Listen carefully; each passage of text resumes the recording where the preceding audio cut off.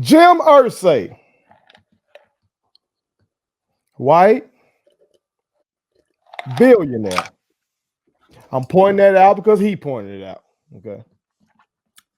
He says that he's faced prejudice because he's a white billionaire. Okay. So we're gonna talk about this. We ain't gonna spend too much time on this because we got shit to do.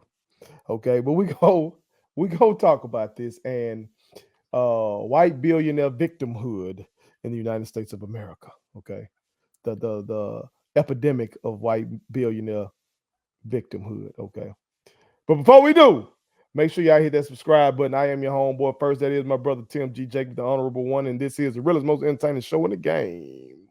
Put it on something again. Hit that subscribe button, hit that like button, share. Put all of your people on it. Okay. Before I throw it to my brother for his comments, and y'all can see he is distraught, he is dismayed, he is disappointed in America right now. Okay. Just want to give y'all some of the background on Jim Irsay for those of y'all Yeah, that don't yeah. know. I need you to throw me a softball. All right. Jim Irsay is the owner of the Indianapolis Colts. Okay. Right. He has had some substance abuse problems that's been documented. I like substances, but I don't have problems. Okay, I think he is an alcoholic. Okay, or recovering alcoholic. I probably should say that. Okay. Now, some would argue, based on this interview that came out, some would argue they don't know if he recovered or not. You know, the way he was seeming in the interview. Okay, but a past incident was brought up about when he was pulled over, and I think he had a We talking about the DUI from way back? whole bunch of money on From him, way all back. stuff. It's what 2014 maybe. I when my brother's talking, I look up the year or whatever. But long story short, he was pulled over, and he argues that the reason he was pulled over is because he's a white billionaire, and they were being prejudiced against him. Now, the interviewer knew that shit sounded crazy. Was like, you know how this is gonna sound, right? And Jim Irsay double down. I don't care how it sounds. It's the truth. So of course my wheels got to turning because while many people are dismayed about his comments, to me it echoed what former President Donald Trump has been saying. Because this dude is facing all these criminal counts. Yet let him tell it he's the victim out here. And he too is a white male billionaire. Okay. So T, what are your thoughts on the epidemic? Or do we need to start a stop billionaire hate campaign? Like these folks got stop Asian hate, stop Jewish hate, and Black Lives Matter. Maybe we got to do a Billionaire Lives Matter movement or something for Jim Irsay and Donald Trump. What you think? Okay, so the truth of the matter is that we're talking about somebody who has been given a lot but doesn't know what to do with it. Mm-hmm. And truthfully, he's not prepared for what he has. He's a billionaire per se. He's a billionaire by all accounts. And he's not prepared for what he has. He doesn't know that, hey, I'm a billionaire. And maybe there's some things I can do for good out here in the community. Nobody's ever told me that Jim Irsay did a lot for Indianapolis community. I haven't heard that. I haven't. I like for some people to correct me and tell me that I'm wrong, but I haven't heard that about Jim Irsay. All I've heard is Jim Irsay say a lot of dumb shit. And now we're playing the victim role. So really the truth of the matter is this for me. Hey man, you just one of them people that have been given a lot and you're gonna die and not necessarily have done anything effective in your community. So you still crying about a DUI that happened years ago, 9-10 years ago, right? Hell, I probably should have gotten a DUI in my lifetime. And I think the crime would be a lot worse for me than it would be for you, billionaire, sir, because you are a billionaire. You could probably sway your way out of the situation. Then what was the thing about the Yeah, it was 2014. okay, so but then the thing about the person that raised him, that tweet, His black mom. He did bring up his black mom. sir, please. Do we really want to go down that road? Really? Do we really want to go down that road? Oh, I gotta find that. So this is what I'm saying. Like, you're not a victim. You're a person that does not have a full conscious mind and approach as to who you are and what you have been, what is bestowed upon you. And when you don't know what you're given and you don't know how to manage it and you don't know what is the true definition of why you're in the position you're in, you fail at all accounts. That's just my true belief. You're a billionaire victim. That don't even match. To me, you should be somebody that even if you was to go out here and like hand out 100 bands to some people, to some scholars or some folks and stuff like that, that hey, every now and then when you leave Char and Jackson to go and you got drunk a little bit, JPD be like, hey man, hey look, drop your car off over here. We'll take you on home. We know that's just what you like to do. Just go on down. Come on. Because there are some privileges in that when you've got bags like that. So all I'm saying is let the bag work for you. But you too busy out here trying to make these excuses and talking about how you got pulled over. Well, everybody's gotten pulled over. I got pulled over trying to go get Taco Bell in Clinton when I hadn't even lived here yet. That's all I'm saying. It's some stuff don't make sense. You, sir, don't make sense. Shouldn't you have a driver if you know you're going to go get fucked up? Like, you're a billionaire. Like, shouldn't you like be able to just say, hey, you sit outside for 3 hours while I go get slizzard in here, and then when I come back at 10:30, you progress me home. Like, shouldn't he say that? And somebody be willing to be like, I'm good with that. If you're gonna pay me, you got that kind of money. $2 racks. You give me 2 racks to sit outside and wait on you to take you back home, cross Indianapolis, 45 minutes away from this venue. I'll sit outside and be on Twitter and Instagram and look at all the fine hoes and shit, waiting on you to, Okay, let's make sure we don't get sued. Okay, I ain't worried about that. Okay, this is what he says. This is why he wants to sue First Take at least. Okay. Okay. Well, sue First Take. I mean, he snapped out on First Take. He said, "First Take, you're gonna get your ass sued." And this is a Twitter tirade that this billionaire went on because there was no alcohol, no illegal drugs. $29,000 is low for me to be carrying. In 2014 arrest I give away. Okay, I guess he answers you right here, T. I give away $2,000 to $10,000 to the homeless and needed on the street all the time and pass it on, making the world better. Now look, this motherfucker's not sounding like an educated billionaire the way he up there. Like, if I'm fixing it up reading it because the shit is crazy. He continues. Hold on, T. He continues. Oh, you gonna continue? Okay, go ahead. Motherfucker continue. He says, my grandparents came across Ellis Island with just a shirt on their back, penniless, and escaping Jewish concentration camps. I grew up in a horrible home where both my brother and sister died in a car crash in 1971. I worked for my living / bought 30% of the Colts bank loan. Okay. And on First Take, the woman that preceded Stephen A., how dare you pretend to know me? I don't know your name, and I don't care to. If my black mother, Dorothy, was still alive, You be in some big hot water. You are mean and ugly.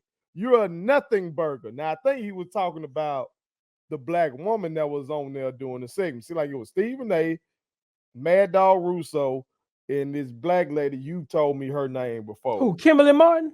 I think that's who was on there. Oh no! First of all, now hold up. I think that's who Hold up. What we not gonna he do? said his black mama Dorothy would do. She would be in hot water. What we not Kimberly gonna Martin do? would be in hot water with his black mama Dorothy. Not gonna do. He said she is mean and ugly. Despite all that you may know, Okay, you're not gonna mess with Kimberly A. Secondly, sir, everything you said on X, Twitter, whatever you want to call it, that sounds like me texting my brother telling him I love him when I've been drinking vodka. No, that's vodka talking. It was something. That's vodka. That's vodka. Because he would not stop. He said, Dorothy Bloodsaw was my black mom. Blunt. She carried me in the house in Lincolnwood, Illinois on 1959 June. First of all, she didn't carry you. And raised me in the light of Christ. I would be dead if not for her unconditional love. She showed me that Jesus was my savior. I owe everything to her. Wait a minute. Sir, you didn't tell me when she showed you. Dorothy, known as Doss, passed in 2002 after raising her grandchildren, Carly, Casey, and her beloved buddy Kaylin. She altered Irsay history. She was the strongest woman I'll ever know, and my children will testify that altered our family's history forever. Happy Thanksgiving. Oh, no, that's something separate. All right. So first of all, if you say your kids gonna verify, have they verified yet? I ain't seen it. This motherfucker, folks like him and Donald Trump, so blind that he don't see that in this tirade he's showing us his fucking privilege.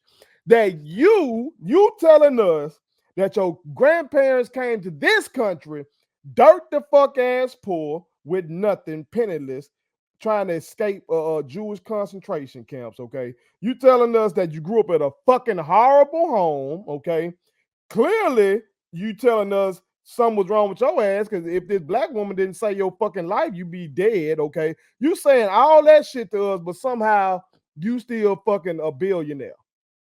How is that, sir? You know, for most of us, we can't have no extra mom. You got a black mom, so that means your family had enough means to have somebody helping to raise your motherfucking ass. Most of us that come from fucked up homes, we can't just go pay some good Christian woman to come raise our goddamn kids for us because we fucked up. He don't see his privilege. So here's what I'm gonna do in full disclosure to this conversation. Okay. My great grandmother, I believe I got this right, whose birthday is today, if I'm not mistaken, looking at my family calendar. Shut up. Has raised white kids the same way. Really? The same very thing that we're talking about.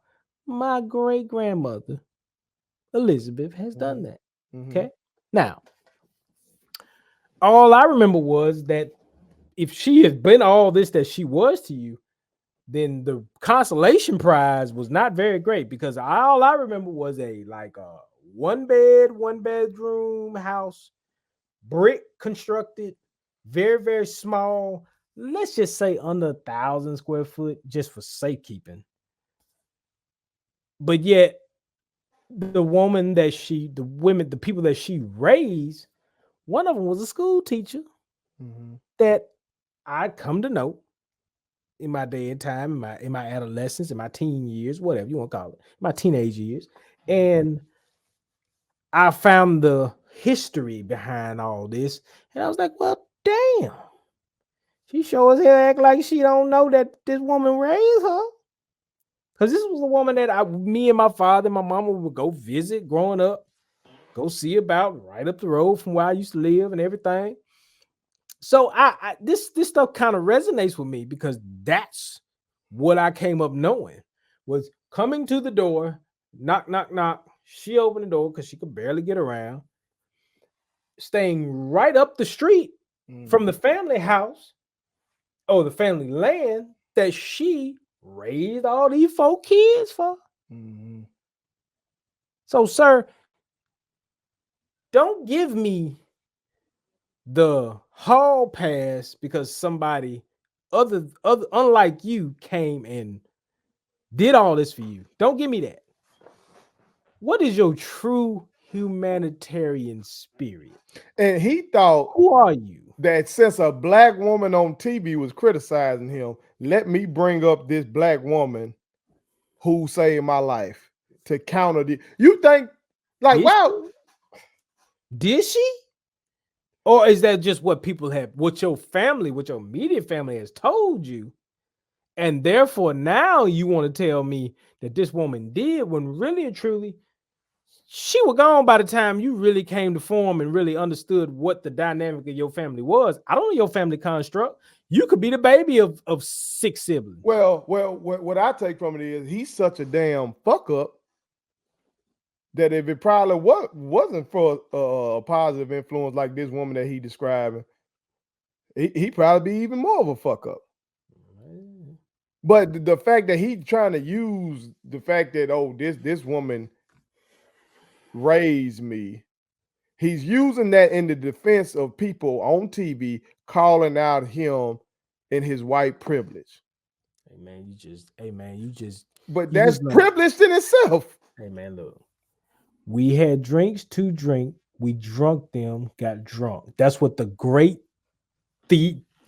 poet Theodore Payne told me. Right. Stop it.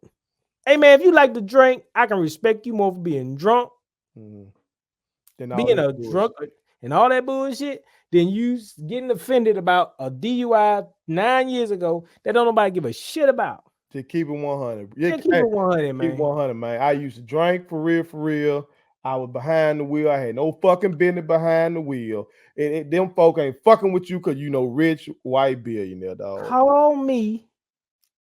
I'll get flued out to come drink out the decanter where your good whiskey is at, sir. It's no problem.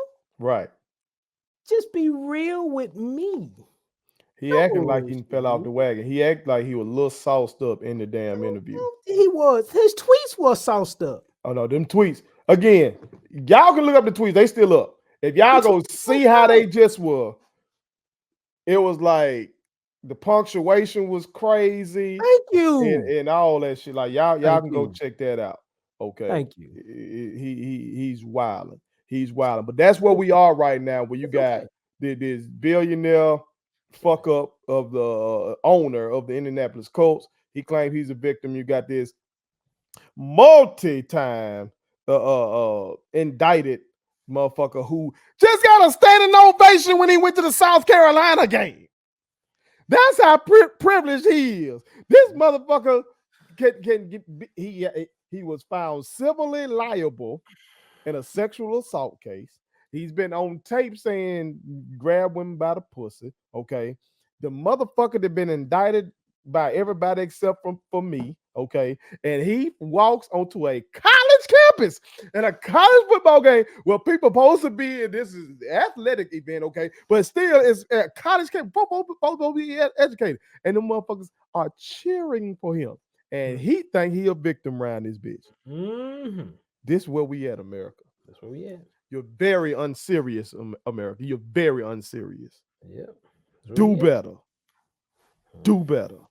Yeah. Put it on something. Please subscribe to my daddy's YouTube channel because the more subscribers he gets, the more attractive he looks to sponsors. The more attractive he looks to sponsors, the more money he can make. And the more money he can make, the more money he can spend on me.